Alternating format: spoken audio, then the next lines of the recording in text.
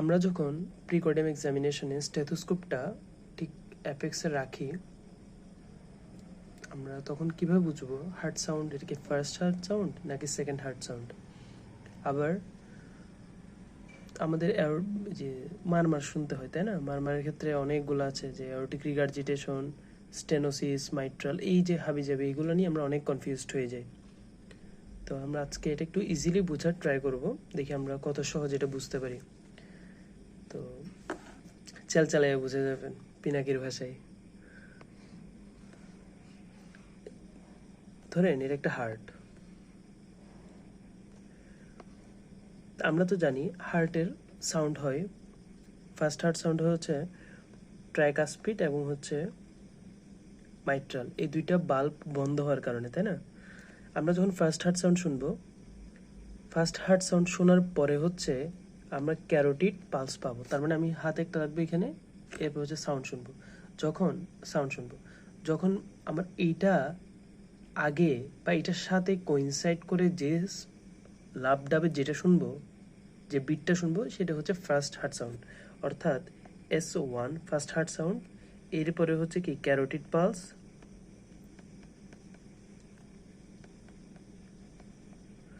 এরপরে যেটা পাবো সেটা হচ্ছে সেকেন্ড হার্ট সাউন্ড, তারপর আবার ঘুরে ফার্স্ট হার্ট সাউন্ড। তো আমরা এটাকে আরেকটু সায়েন্টিফিক রাখার জন্য, সায়েন্টিফিক্যালি আরেকটু কারেক্ট করার জন্য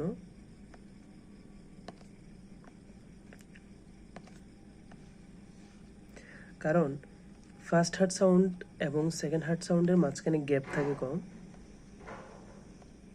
আবার সেকেন্ড হার্ট সাউন্ড থেকে ফার্স্ট হার্ট সাউন্ডের মাঝখানে গ্যাপ থাকে বেশি।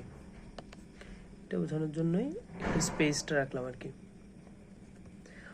তাহলে আমরা বুঝলাম যে প্রথমে আমরা যখন ক্যারোটিড পালসের সাথে কোইনসাইড যেই হার্ট সাউন্ডটা করবে সেটা হবে কি ফার্স্ট হার্ট সাউন্ড। এখন ফার্স্ট হার্ট সাউন্ডের সাথে এবং সেকেন্ড হার্ট সাউন্ড, এই দুইটার মাঝখানে হয় সিস্টোল, আবার সেকেন্ড হার্ট সাউন্ড থেকে ফার্স্ট হার্ট সাউন্ডের মাঝখানে হবে ডায়াস্টোল। অর্থাৎ সিস্টোলের টাইমে সিস্টোলিক মারমার পাবো এবং ডায়াস্টোলের টাইমে ডায়াস্টোলিক মারমার পাবো। এতটুকু তো আমরা বুঝছি, তাই না? এখন সিস্টোলিক মারমার আবার দুই রকম, একটা যে ইজেকশন সিস্টোল আর একটা হচ্ছে কি প্যান সিস্টোল। আর ডায়াস্টোলও দুই ধরনের, আর্লি ডায়াস্টোল আর একটা হচ্ছে মিড ডায়াস্টোল। এখন এই যে কতগুলো টার্ম আছে, aortic regurgitation, mitral regurgitation, mitral stenosis, aortic stenosis, pulmonary stenosis, pulmonary regurgitation, aortic stenosis গেল না, ট্রাইকাসপিড স্টেনোসিস, ট্রাইকাসপিড রিগার্জিটেশন, অনেকগুলো টার্ম আমরা এখানে লিখেছি। প্রত্যেকটাতে কখন কি ঘটে আমাদের এটা কনফিউজড হয়ে যায়। আমরা এটা মনে রাখার জন্য একটা টেকনিক আছে, সেটা হচ্ছে আমরা প্রথমে দেখব রিগার্জিটেশনগুলো, এরপরে দেখব স্টেনোসিসগুলো। সহজ টেকনিক হচ্ছে রিগার্জিটেশন যদি পান আপনি,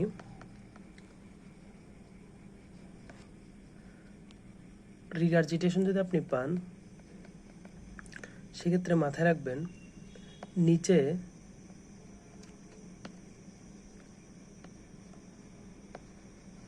নিচে চাপ দিবেন। আমি পরে বুঝিয়ে দিচ্ছি কি বলতেছি। নিচে চাপ দিবেন, ঠিক আছে? আমি আপনাকে একটা এক্সাম্পল দিই। ধরেন এই হার্টের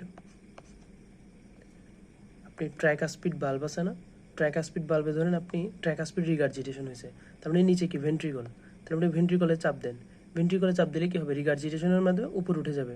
তাহলে উপরেরটা কি হবে, ডাইলেট হবে, আর নিচেরটা মানে সিস্টোল হবে বা কন্ট্রাক্ট করবে। এখন আমরা চিন্তা করবো শুধু ভেন্ট্রিকলেরটা, আমরা কি চিন্তা করবো ভেন্ট্রিকলেরটা। তাহলে ভেন্ট্রিকল তখন কি করলো, কন্ট্রাক্ট করলো, তার মানে বলবো এটা হচ্ছে সিস্টোলিক, যেহেতু ভেন্ট্রিকলটা সিস্টোল করলো, আমরা ভেন্ট্রিকলেরটাই হিসাব করব। আর টেকনিকটা কি, রিগার্জিটেশন যখন বলবো তখন নিচেরটা চাপ দিব, ঠিক আছে? রিগার্জিটেশন হলে নিচেরটা চাপ দিব। আচ্ছা, এরপর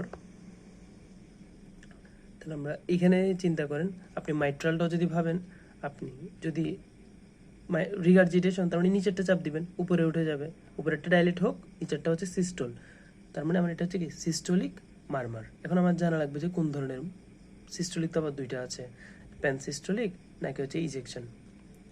ওকে, এরপর দেখেন এখানেও ঠিক সেম, পালমোনারি এবং হচ্ছে অ্যাওর্টিক। পালমোনারিতে ধরেন আপনি পালমোনারি রিগার্জিটেশন, না পালমোনারি রিগার্জিটেশন আপনি চিন্তা করেন, পালমোনারি রিগার্জিটেশন, তাহলে নিচে চাপ দিবেন, নিচে পালমোনারি আর্টারি। আচ্ছা, আপনি চাপ দেন নিচে, চাপ দিলে কি হবে? উপরে উঠে যাবে না, তার মানে ভেন্ট্রিকলে কি হবে? ডাইলেট হবে, আর এটা তো সিস্টোল হলো, এটা কন্ট্রাক্ট করলো, এটা ডাইলেট করলো, অর্থাৎ ভেন্ট্রিকল এখন কি হবে? ডাইলেট হবে, তার মানে এটা ডায়াস্টোলিক। ঠিক আছে, আবার আপনি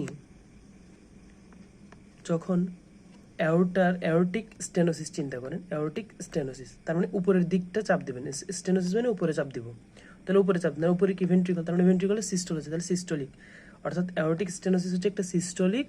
আবার অ্যাওর্টিক রিগার্জিটেশন যদি বলেন, তার মানে নিচে চাপ দেন, নিচে চাপ দিলে কি হবে? অ্যাওর্টাতে চাপ পড়তেছে, তখন ফুলে যাবে কি, ডাইলেট হবে কি ভেন্ট্রিকল, তার মানে তখন ডায়াস্টোলিক। বুঝতে পারছি? তাহলে কোনটা ডায়াস্টোলিক কোনটা সিস্টোলিক আপনি বুঝবেন, দেখি বলেন।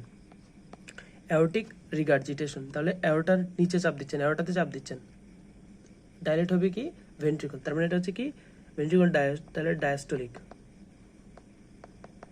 ঠিক আছে, মাইট্রাল রিগার্জিটেশন, আপনি চিন্তা করেন মাইট্রাল ভালভে আপনি নিচের দিকে চাপ দেন, নিচে মানে কি ভেন্ট্রিকল, ভেন্ট্রিকলে যদি চাপ দেন তার মানে এটা কি সিস্টোলিক মারমার।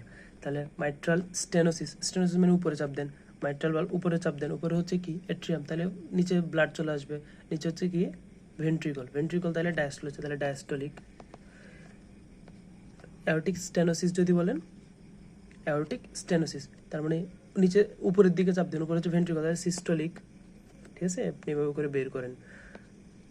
আচ্ছা, এরপরে এখন আসি সিস্টোলিকের মধ্যে আবার ইজেকশন সিস্টোলিক আর প্যান সিস্টোলিক, এই ব্যাপারটা একটু বলি। যখন মনে রাখবেন উপরে চাপ দিচ্ছেন, যেমন ধরেন এখানে অ্যাওর্টা আছে আর এখানে হচ্ছে কি পালমোনারি আছে, তাহলে অ্যাওর্টিক স্টেনোসিস হইতে হবে pulmonary stenosis, aortic stenosis pulmonary stenosis, এই দুইটা হচ্ছে উপরে চাপ, স্টেনোসিস মানে তো উপরে চাপ দিবেন, তার মানে আপনি ভেন্ট্রিকলে চাপ দিচ্ছেন, ভেন্ট্রিকলে চাপ দিলে হয় অ্যাওর্টা দিয়ে বের হচ্ছে অথবা পালমোনারি আর্টারি দিয়ে বের হচ্ছে, তাই না? যখন আপনি চাপ দিবেন, সেক্ষেত্রে ব্লাডটা নিচে বের হয়ে আসতেছে না, নিচে হার্ট থেকে যখন বের হয়ে আসে ফ্লোটা, এই যে এখানে বলে ইজেকশন, তাই না? ইজেকশন বলছে, তার মানে ইজেকশন সিস্টোল কোনটা বুঝছেন? ইজেকশন সিস্টোল কোথায় পাওয়া যাবে? ইজেকশন সিস্টোল পাওয়া যাচ্ছে তাহলে অ্যাওর্টিক স্টেনোসিস, পালমোনারি স্টেনোসিস, এই দুইটার ক্ষেত্রে। বাকি যেগুলো আছে, বাকি যেগুলো রিগার্জিটেশন, ধরেন আপনি এখানে মাইট্রাল রিগার্জিটেশন এবং ট্রাইকাসপিড রিগার্জিটেশন, এগুলোতে পাবেন কি প্যানসিস্টোল। মাইট্রাল রিগার্জিটেশন, ট্রাইকাসপিড রিগার্জিটেশন, এগুলোতে পাবে প্যানসিস্টোল। এবার আপনাকে আমি শিখাই দিই, এই যে আর্লি এবং মিড ডায়াস্টোল, এটা বের করা আরও ইজি। কীভাবে ইজি আমি আপনাকে দেখাই। ঠিক মিড ডায়াস্টোল তো আপনি মাথায় রাখবেন M for M, mitral stenosis, আর এটা আচ্ছা আপনি দেখেন এই যে আর্লি আর আর শব্দ আসতে না, অ্যাওর্টিক রিগার্জিটেশন, আর এটার উল্টা করে দিলে মাইট্রাল স্টেনোসিস, আপনি এভাবে চাইলে মনে রাখতে পারেন। আর পুরো সিকোয়েন্স আমি যেভাবে করে বুঝাইলাম, রিগার্জিটেশন হলে নিচে চাপ দিবেন আর স্টেনোসিস বললে উপরে চাপ দিবেন। আপনি জানেন ভেন্ট্রিকলের কি কন্ডিশন হচ্ছে, এটা দেখে বুঝে দিতে পারবেন। আচ্ছা, এটা গেল।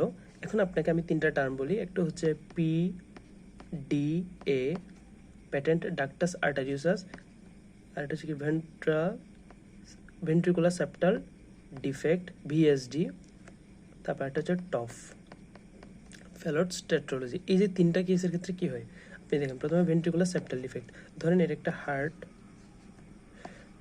এটা হচ্ছে লেফট সাইডে লেফট ভেন্ট্রিকল আর কি, ঠিক আছে? লেফট ভেন্ট্রিকল, এখানে যে সেপ্টাল ডিফেক্ট আছে, তাহলে আমরা জানি লেফট ভেন্ট্রিকলের প্রেশার একটু বেশি থাকে। আপনার এখানে সেপ্টাল ডিফেক্ট থাকবে, তখন কন্ট্রাক্ট করার টাইমে ব্লাড এখান থেকে কন্টিনিউয়াসলি এদিকে চলে আসবে, কন্টিনিউয়াসলি যতক্ষণ কন্ট্রাকশন হবে ততক্ষণ এদিকে আসবে। কন্ট্রাকশন মানে সিস্টোলের টাইমে যখন সারাক্ষণ আসতে তাহলে কি প্যান সিস্টোলিক। ঠিক আছে, এবার আসি আমরা টফের ক্ষেত্রে কি বলতে, টফের চারটা ক্রাইটেরিয়া ছিল। একটা ক্রাইটেরিয়া ছিল কি পালমোনারি স্টেনোসিস, স্টেনোসিস কোথায় চাপ দিবেন? উপরে চাপ দেন, এটাতে উপরে চাপ দেন, তাহলে কি সিস্টোলিক, এটা বুঝছেন, সিস্টোলিক তো বুঝছেন। এবার দেখুন ব্লাড নিচে বের হয়ে যাওয়ার কথা না, নিচে বের হয়ে তাহলে ইজেকশন, তো এটা যে ইজেকশন সিস্টোলিক।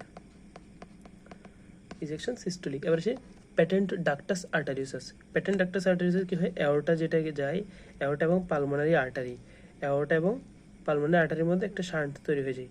এদিক থেকে ব্লাড অ্যাওর্টা থেকে কন্টিনিউয়াসলি ব্লাড কোথায় যায়, পালমোনারি আর্টারিতে যায়, সিস্টোলেও যায়, ডায়াস্টোলের টাইমেও যায়। তার মানে এটা সিস্টোলিক আর ডায়াস্টোলিক, এটা হচ্ছে কন্টিনিউয়াস মারমার পাবেন আপনি, কন্টিনিউয়াস মারমার পাবেন, সেটা সিস্টোলেও পাবেন, ডায়াস্টোলেও পাবেন। আশা করি আপনাকে যত ধরনের কোয়েশ্চেন আসতে পারে এই টার্মগুলো থেকে আমরা মারমার রিলেটেড টার্মিনোলজিগুলো পরিচিত হয়ে গেলাম। ধন্যবাদ। আসসালামু আলাইকুম।